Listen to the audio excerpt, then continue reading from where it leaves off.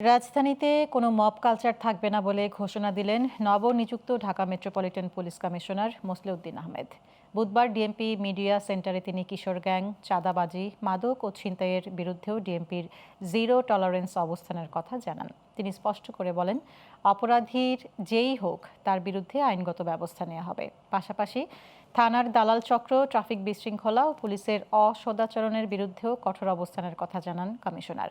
এছাড়া ঈদকে ঘিরে বাড়তি নিরাপত্তা ও এআই ভিত্তিক ট্রাফিক নজরদারির কথাও তুলে ধরে ডিএমপি কমিশনার বলেন, জনগণের নিরাপত্তা নিশ্চিত করাই এখন সবচেয়ে বড় চ্যালেঞ্জ। দৃঢ় চিত্তে বলতে চাই যে মব কালচার হবে না ঢাকা শহরে, এবং যদি কেউ মব কালচার করার চেষ্টা করে সেক্ষেত্রে তাদের বিরুদ্ধে আমরা কঠোর আইনি ব্যবস্থা নেব। আর আপনি জানেন যে মব কালচারে যে 2-1টি ঘটনা ঘটেছে সেখানে মামলা নেওয়া হয়েছে এবং আসামি গ্রেফতার করা হয়েছে। শাহালির মাজারে যেখানে মব কালচারের একটি ঘটনা ঘটেছিল, আমরা সাথে সাথে মামলা নিয়েছি এবং 5 জন আসামিকে গ্রেফতার করা হয়েছে।